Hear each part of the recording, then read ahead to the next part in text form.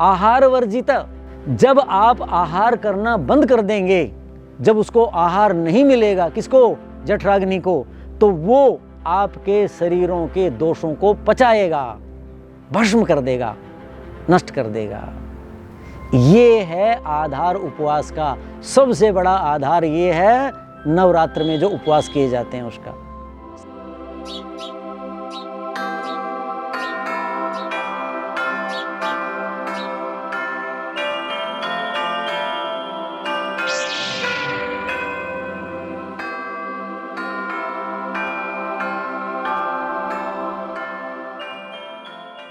विकास जी, जो हमारा नवरात्र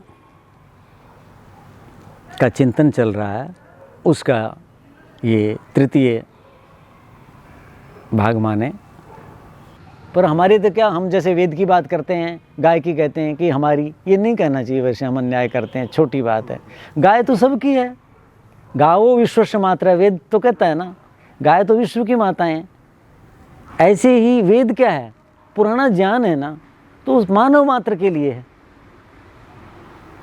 तो ये जो हमारी प्राचीन बातें थी, सब कुछ थी, वो मानव मात्र की थी। लेकिन हम आग्रही होकर के या उसके प्रति ज़्यादा आत्मीय भाव से, या उसमें हम ज़्यादा गुण देखते हैं, आदर भाव रखते हैं, इसलिए, या हमारे पूर्वजों ने उसको संभाल के रखा और वो यहीं थे और हम उनके पीढ़ियों में पैदा हो गए, तो उसको हम कहते हैं कि हमारा है, हमारा है। धन संपत्ति को सब कहते हैं हमारा, हमारा है। तो ये हमारी जो बौद्धिक संपदा है वैदिक परंपरा की, जो अलग अलग विधान हैं, ज्योतिष है, आयुर्वेद है जी, अध्यात्म है, ये जो पर्व मना रहे हैं हम, ये दिनचर्याएं हैं, ये इसलिए हम अपना कि इससे हम लाभ उठाते हैं और हम कहते हैं तो हमारी है, क्योंकि औरों में ये दिखाई नहीं देती। तो हम कहते हैं कि भाई हमारी है, तुम्हारे जीवन में तो है नहीं है। एक मैं और बात बता दूं, ये विषय चल ही रहा है तो मेरे ध्यान में आ गया, फिर भूल न जाएं। भारतीय लोग पिछले कुछ वर्षों से, जब अंग्रेज़ थे यहाँ, तब पहले भी गए आए हैं, देशांतरगमन, वो दूसरे देशों में रहते हैं। जैसे उत्तरी गोलार्ध में कहाँ रहते हैं? कनाडा वगैरह में, इंग्लैंड वगैरह में रहते हैं। और दक्षिणी गोलार्ध में फिजी में रहते हैं, सबसे उधर जा कर के। ऑस्ट्रेलिया में रहते हैं, कुछ न्यूजीलैंड में भी, ऑस्ट्रेलिया में बहुत हैं। उधर चले जाएं पश्चिम की तरफ तो दक्षिणी अमेरिका जो है उसमें Guyana, British Guyana, French Guiana वगैरह जो इनकी कॉलोनियाँ थी, वहाँ भी भारतीय लोग हैं। भूमध्यरेखीय प्रदेशों में वेस्ट इंडीज़ वगैरह जो है, वहाँ भी भारतीय लोग हैं। तो भारतीय लोग जो बाहर भारत में जब नवरात्र मना रहे हैं, वो उसी समय नवरात्र न मनाएं।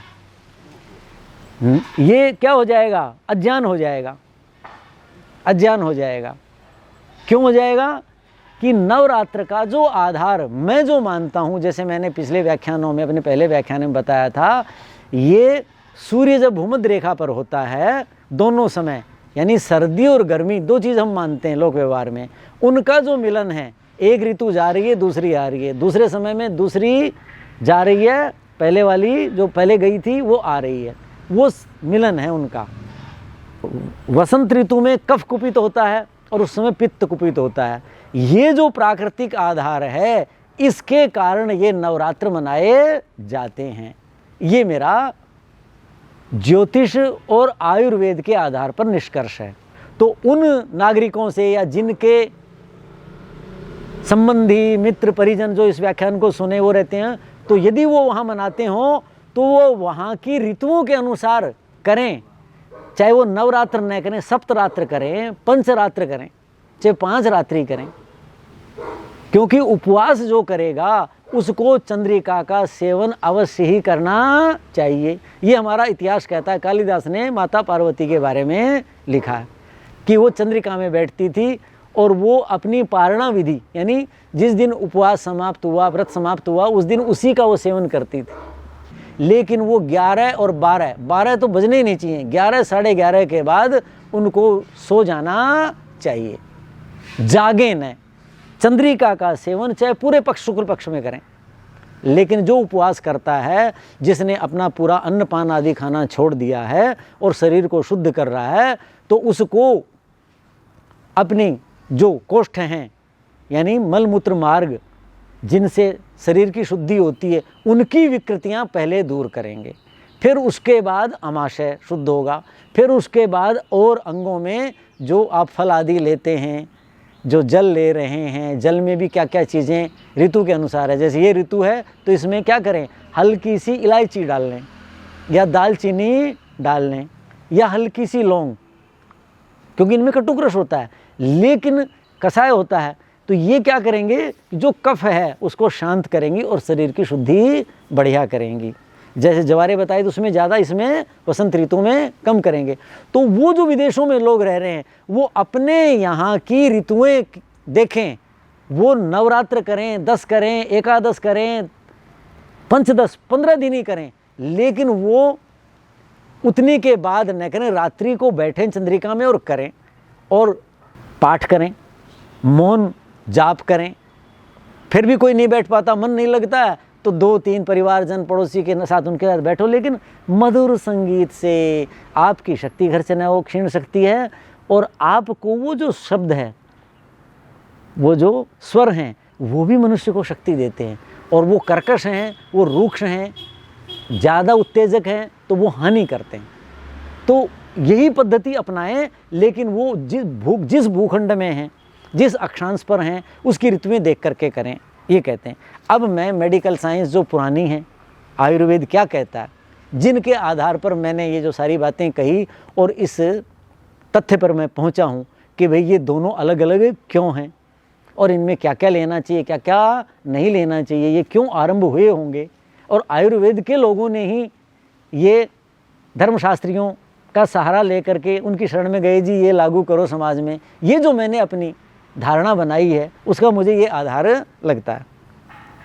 देखिए क्या है, लिखते हैं आचार्य, आहारान पचती शिखी। शिखी अग्नि को कहते हैं, शिखा जिसकी लपटें। आहारान पचती, वो भोजन को, जो भी आपने, आहार का मतलब ठोस नहीं होता, जो हम इंटेक करते हैं जिससे शरीर का भरण पोषण होता है। शिखी पचती। अब देखो प्रसंग आ गया तो लंबा विषय न हो जाए। आज से कोई 18 साल पुरानी बात है, बहुत रोहतक मेडिकल कॉलेज में एक डिपार्टमेंट के हेड थे। वो अपना चिकित्सालय चलाते हैं बहुत सालों से यहाँ, मेरे से भी 10 साल बड़े होंगे। लेकिन मैंने बताया ना, चर्चा मुझसे करने आ जाते हैं कि भाई थोड़ा जीवन शैली ये वो, हमारे यहाँ तो होती नहीं, वो सीधी कहते हैं कि आयुर्वेद में है और आप ये सब बताए हो ज्योतिष के अनुसार ही हो। तो चर्चा हो रही थी, तो बहुत सालों से मैंने कम किया। लोग बहुत पानी पीते हैं प्रातःकाल उठ करके, उषा पान जिसे कहते हैं। वो कहते हैं डॉक्टर साहब मैं तो 1 जग पी जाता हूँ, 2 लोटे पी जाता हूँ। मैंने कहा डॉक्टर साहब ये तो गलत है, ये तो नहीं पीना चाहिए। मैं कहा इससे तो आपके शरीर की हानि हो जाएगी। ये क्या बात कह दिया आपने, पानी से क्या खर्च हो जाएगा। मैंने कहा जी पानी से शरीर की शक्ति खर्च होती है। बोले कैसे हो जाएगी। तो मैंने उन्हीं की भाषा में, मतलब सरल ही, मैंने कहा आप पानी पीते हैं तो कैसा होता है, वो जल का स्वभाव शीतल है ना, कि हाँ जी। फिर मैंने कहा उसके आधे घंटे बाद उसको छोड़ने जाना पड़ता है ना, कि हाँ। मैं कहा वो कैसा निकलता है, गर्म। मैंने कहा उसमें गर्मी कहाँ से आई। ओहो डॉक्टर साहब हमने तो कभी ध्यान ही नहीं दिया। तो मैंने कहा वो जो उस गर्मी आई, आपने 2 लोटा पिया, दोनों लोटा पानी, इतनी जल की आवश्यकता नहीं थी, बाहर गया 1 जग, वो शरीर की गर्मी बाहर गई ना। वो विकृत नहीं था वो गर्मी, वो शरीर की आवश्यकता थी। और सुनो, मैंने कहा जल में पोषक तत्व होते हैं ना, अलग अलग घटक होते हैं ना जल के, होते हैं कि नहीं उनमें, कि हाँ जी। उनको पचाने के लिए शरीर के पाचक रस खर्च होंगे कि नहीं होंगे। ओहो डॉक्टर साहब ध्यान नहीं दिया हमने, तो हम तो सोचते पानी है। मैंने कहा नहीं, जल में दूध की अपेक्षा कम पोषक तत्व हो सकते हैं, अन्य चीज़ों की अपेक्षा कम हो सकते हैं, लेकिन पोषक तत्व तो हैं। और उनको पचाने के लिए पाचक रस खर्च होंगे कि नहीं होंगे।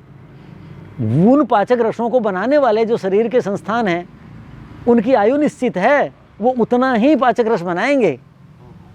ओहो डॉक्टर साहब, उन्होंने फिर वो कम किया। मैंने कहा ये शब्द कहना ही गलत है कि 1 लोटा पियो, 2 लोटा पियो, 1 गिलास 2 गिलास। व्यक्ति की वात पित्त कफ की प्रकृति के अनुसार पीना है, 1 ऋतु के अनुसार पीना है, 2 गुनगुना पीना है, कैसा पीना है और किस ऋतु में कितना पीना है एक ही व्यक्ति को। तीसरी बात, शरीर की अवस्था जो मैंने बताई थी, बाल अवस्था, कुमार अवस्था, यौवन, प्रौढ़ी, वृद्धा, उसके अनुसार भी अलग अलग आवश्यकताएं।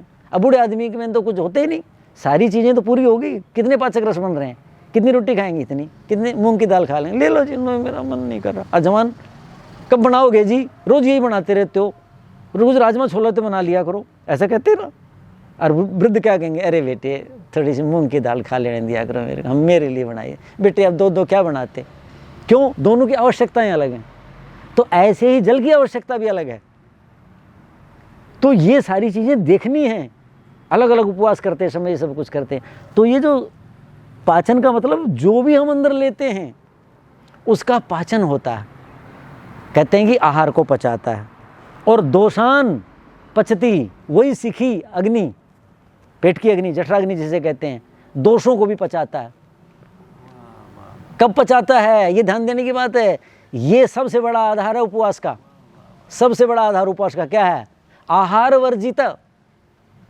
जब आप आहार करना बंद कर देंगे, जब उसको आहार नहीं मिलेगा, किसको, जठराग्नि को, तो वो आपके शरीरों के दोषों को पचाएगा, भस्म कर देगा, नष्ट कर देगा। ये है आधार उपवास का। सबसे बड़ा आधार ये है नवरात्र में जो उपवास किए जाते हैं उसका, शरीर शुद्धि का। ये जो प्राकृतिक चिकित्सा वाले जो करवाते हैं शरीर शुद्धि, उसका ये आधार है कि जब क्या कहा, आहारान पचती शिखी, भोजन जो किया उसको अग्नि पचाती है। लेकिन आहार वर्जित है, जब उसको भोजन नहीं मिलेगा तो दोषान पचती, वो शरीर के अंदर जो दोष हैं, वात पित्त कफ हैं, उनको समान कर देगा, विषम है तो। और अंदर जो विजातीय द्रव हैं, जैसे टॉक्सिन कहते हैं, विजातीय द्रव कहते हैं, जो सिक्रेशन होते हैं वो विषैले होते हैं। अब क्रोध है, कैसे सिक्रेशन होंगे, कुंठा है, कैसे होंगे, आप सोचो। आप सोचिए, आप बैठे हो, दुकानदार हो, पड़ोसी के ज़्यादा ग्राहक आ रहे हैं और आपके नहीं आ रहे, अब सारे दिन कुड़ते रहते हो, आप लघु शंका करने जाएंगे, देखेंगे जलती हुई आएगी, क्योंकि अंदर जो भाव आए उससे विषैले टॉक्सिन पैदा हुए। और एक वही व्यक्ति जब मंदिर जाता है, दान देता है, गाय को कुछ खिलाता है, गरीबों को कुछ देता है, चिकित्सालय में रोगियों की सेवा करता है, वही व्यक्ति, तो उसके श्राव कैसे होते हैं, भूख भी अच्छी लगती है। लघु शंका जाता है तो ऐसे है जैसे कि लघु शंका नहीं कर रहा, घी और दूध ही जा रहा है, जो है मूत्र मार्ग से, जलता नहीं है ना वो, ऐसा सरल सा ऐसा हो जाएगा सब। क्यों, वो अंदर जो सीक्रेशन हुए, जो श्राव हुए, वो टॉक्सिन नहीं था, विष नहीं था उसमें, विजातीय द्रव नहीं थे। तो अंदर वो सारा का सारा पाचक रसों का कार्य है। तो उपवास जब हम करते हैं, सात्विक भाव से करते हैं, मैं भूखा रहूँगा इसलिए नहीं, मैं अच्छे निमित्त के लिए कर रहा हूँ, तो उस समय अग्नि जो है वो पूरी रहेगी और शरीर के विषों को, मलों को, मैलों को, जो वर्षों से इकट्ठे हो रहे थे, साल भर से इकट्ठे हो रहे थे, या 2 बार जो नवरात्र करता है 6 महीने से इकट्ठे हो रहे थे, उनको हमारे यहाँ क्या बोलो, ये एकादशी का है जी, ये फलाने पर्व का, कितने उपवास हैं, कराए जाते कि नहीं कराए जाते, बहुत उपवास हैं। क्यों कराए जाते हैं, ताकि ये मनुष्य सारे दिन ईर्षा द्वेष में हैं, मेर तेर में हैं, कहीं दुखी है, कहीं बेचारा है, कहीं असाध्य कार्य करने पड़ रहे हैं, अरे इसको स्वस्थ भी तो रखना है। तो आयुर्वेद के आचार्यों ने मंदिर वालों को प्रणाम किया कि पुजारी जी करवाओ इनका कल्याण, और फिर ये उपवास परंपरा शुरू करवा दी। कितने व्रत उपवास हैं, और उन उपवासों में अलग अलग चीज़ जोड़ी हुई है। क्यों जोड़ी हुई है, ऋतु के अनुसार जोड़ी है, कौन बताएगा, धर्माचार्य को तो ध्यान ही नहीं आयुर्वेद का, उसको आयुर्वेद का आचार्य बताता है कि इनको ये बताना, ये खाना है, ये नहीं खाना है, ऐसे खाना है, इतने बजे खाना है, ऐसे ऐसे स्नान करना है, इतनी देर तक पूजा करनी है, ये तिलक लगाना है, ऐसे कपड़े पहनने, ये सब मेडिकल साइंस का काम है।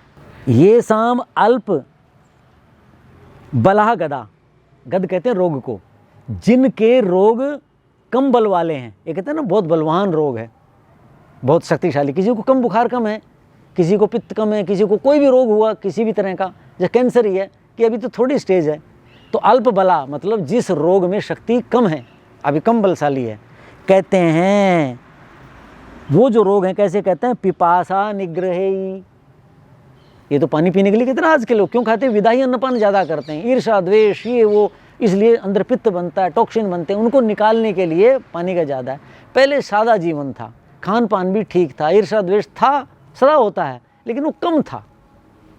तो पानी का ज़्यादा विधान नहीं था, अब पानी इसलिए ज़्यादा कहा जाता है। कहते हैं पिपासा निग्रह, प्यास का भी निग्रह करो, अन्न का तो करना ही है, उससे भी कहते हैं, कहते उपवासई तान जयेत, क्या लिखा, पिपासा निग्रही उपवासई, जिनके रोग कम बलशाली हैं वो उन रोगों को जीते।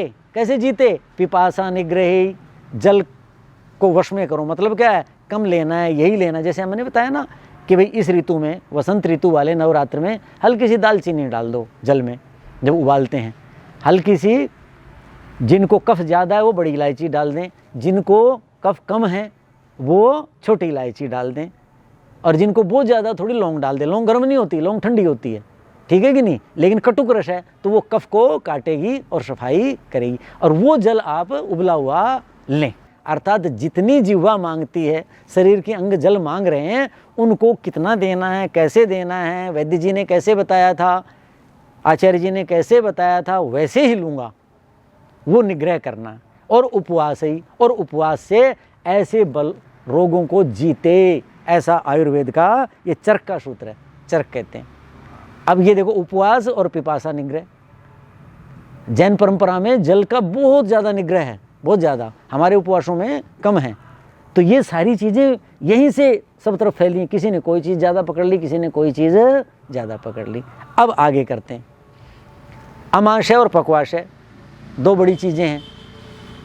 ये जो ऋतु है, कफ, कफ जो है उसका वो कहाँ रहता है, अमाशय में ज़्यादा रहता है।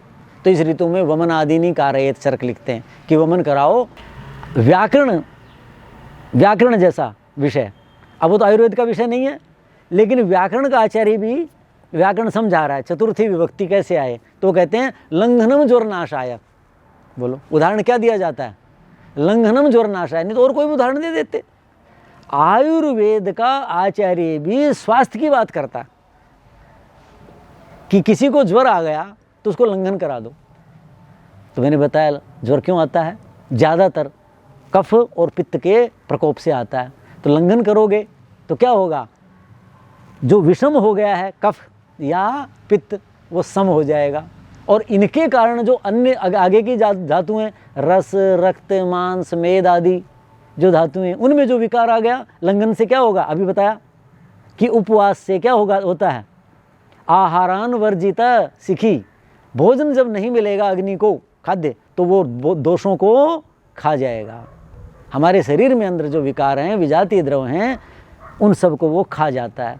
तो ये भी कहा कि भाई ज्वर नाश के लिए क्या करो, व्याकरण के आचार्य समझा रहे हैं, समझा व्याकरण रहे हैं कि ये चतुर्थी विभक्ति है, लेकिन उसके साथ आयुर्वेद का जीवन यात्रा का भी उपदेश दे रहे हैं।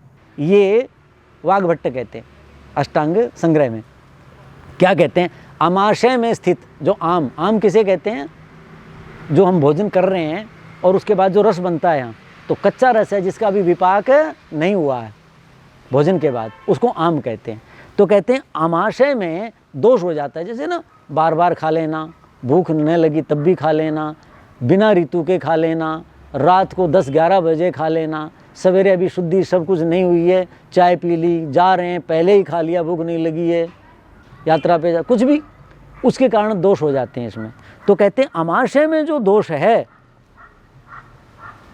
कहते हैं वो दोष ज्वरम विदधाति, बुखार कर देता है। जैसे आज मैंने बताया, ये जो बुखार हो रहा है इस ऋतु में होगा, अभी 20 अप्रैल तक ज़्यादा होंगे, जब लू चलने लग जाएंगी, पसीना निकल जाएगा ना, तो उस समय ये बुखार नहीं होंगे। फरवरी से 20 अप्रैल तक और मार्च में बहुत बुखार होंगे लोगों को, सितंबर अक्टूबर वाले नहीं होंगे, लेकिन उससे कम होंगे और ऋतुओं से ज़्यादा होंगे। ये किसके, कफ के कारण होंगे। तो अमाशय में कफ संचित हो जाता है, पाचन शक्ति होती नहीं, खा उतना ही रहे हैं, एक ही खाई है, माँ भी कहेगी अरे तो 3 खाता था, सर्दी में तो 5 खाता था, ज़बरदस्ती खिला रहे हैं, गरिष्ठ चीज़ें खा रहे हैं, तो आपका कुपित हो जाएगा। तो कहता है कि उससे ज्वर पैदा हो जाता है अमाशय में, ऐसा होने से। तो इसलिए व्यक्ति उस दोष को दूर करने के लिए लंघनम कुर्वीत, लंघन करे। मतलब क्या हुआ, वही पहली बात सिद्धांत वाली कि आप लंघन करेंगे, लंघन का मतलब लांघना, यानी आप भोजन को लांघ जाइए, भोजन मत कीजिए, तो वो लंघन करो। लंघन करोगे तो क्या होगा, जठराग्नि को भोजन नहीं मिला। नहीं मिला तो क्या होगा, जो अमाशय में दोष था उसको पेट की अग्नि खा जाएगी। ये सिद्धांत है इसके पीछे। अब देखो, लंघन क्षपिते दोषे, जब लंघन कर दिया, दोष हट गए, तो फिर क्या होगा, बिस्तर में पड़े रहेंगे क्या? बिस्तर में तो बुखार के कारण पड़े थे, लंघन किया, दोष चला गया, तो बुखार क्या है कि मैं नहीं जाता, बुखार तो उसी के साथ था, तो चला गया। तो कहते लंघन क्षपिते दोषे, लंघन करने से दोष क्षपित हो गया, नष्ट कर दिया, तो क्या हो जाएगा, दीप्तो अग्नौ, अग्नि बढ़ गई। मैंने बताया था ना, इस ऋतु में कफ, वर्षा सितंबर अक्टूबर में शरद ऋतु में पित्त अग्नि को मंद कर देता है, इस समय मंद कर देता है। तो जब लंघन कर लिया, दोष समाप्त हो गए, कफ हट गया, ऐसे मारा किस पे, अंगारे पे, तो राख उड़ गई, तो क्या आएगी, अग्नि दिखेगी कि नहीं, उसका ताप मिल गया। तो ऐसे ही कहते हैं कि जब लंघन करने से दोष चला गया, कफ शांत हो गया, पित्त शांत हो गया, अग्नि दीप्त हो गई। अग्नि दीप्त होगी तो क्या हो गया, स्वास्थ्यम, स्वास्थ्य मिल गया, फिर चलने फिरने लगेगा, घूमने फिरने। कि आप ढीले थे जी, नहीं मैं ठीक हो गया, मैंने उपवास किया था, वो वैद्य जी ने बता दिया था। क्षुत, भूख लगती है, तृण, तृषा, प्यास लगती है, रुचि, हर कार्य में रुचि, भोजन में ही नहीं, हर कार्य में रुचि होने लगती है।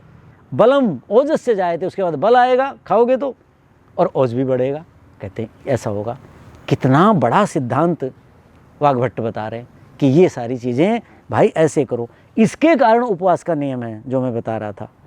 अब देखो, ज़रूरी नहीं है कि एक दिन का उपवास कर ले। मैं एक आग्रह हूँ भाई, जो पूरे दिन नहीं कर सकता, मेरी भी स्थिति है कि मैं भूख सहन कम कर पाता हूँ, तो मैं कहता हूँ भाई पूरे दिन नहीं कर सकते तो एक बार कर लो, मैं से तो अच्छा है। पिताजी कहा करते, अरे बोले भाई, एक कहे 2 और 2 8, और एक ने कहा 2 और 2 5, 5 वाला ठीक है ना, वो 4 के नज़दीक है, वो तो आ गया, 8 वाले क्या करेंगे। अरे एक कहे 2 और 2 45, उसका क्या करोगे, उसको तो पता नहीं वो आएगा भी कि नहीं। तो भाई पूरे 9 रात्र नहीं कर सकते, 2 रात्र करो, 3 रात करो, एक बार करो, नहीं कर सकते एक बार तो कर लो, दिन में एक बार कर लो, सप्ताह में एक बार कर लो। ये चीज़ें हैं, मूल सिद्धांत आयुर्वेद का समझना है, तो ये करना है। तो कहते हैं आदोष पचनात्, तो हर व्यक्ति को समान दोष नहीं है, समान पित्त कुपित नहीं है, समान कफ कुपित नहीं है, और इनके विकार के कारण दोष समान नहीं है। तो फिर क्या होगा, अलग अलग व्यक्ति को अलग अलग समय तक उपवास करना पड़ सकता है। किसी को 2 दिन, किसी को 3 दिन, किसी को 5 दिन, प्राकृतिक किसी के सवाले करवाते हैं और सारी शरीर शुद्धि करते हैं। वो जब तक ऐसा नहीं होता, जैसे चिकित्सक, किसी को थोड़ी दवाई से ठीक हो जाता है, किसी को कम से भी। अब सामान्य बातें जो मेरे से लोग पूछते रहते हैं, मैं कहा जी ये ले लो, ये कर लो। कोई तो जल्दी हो जाता है, गुरुजी इससे कम असर हो, मैं कहा चलो आप ये बढ़ा देता हूँ, आपको ये कर लो, आप ये कर लो। दवाई नहीं बताता, इस चीज़ के साथ ये ले लो, इसके साथ ये लो, ये कम कर दो, इसको गर्म कर लो, इसको ठंडा कर लो, इसको यूँ कर लो। ऐसे ऐसे मैं एक जीवन शैली बताता हूँ, जो रोज़ की दवाइयाँ नहीं।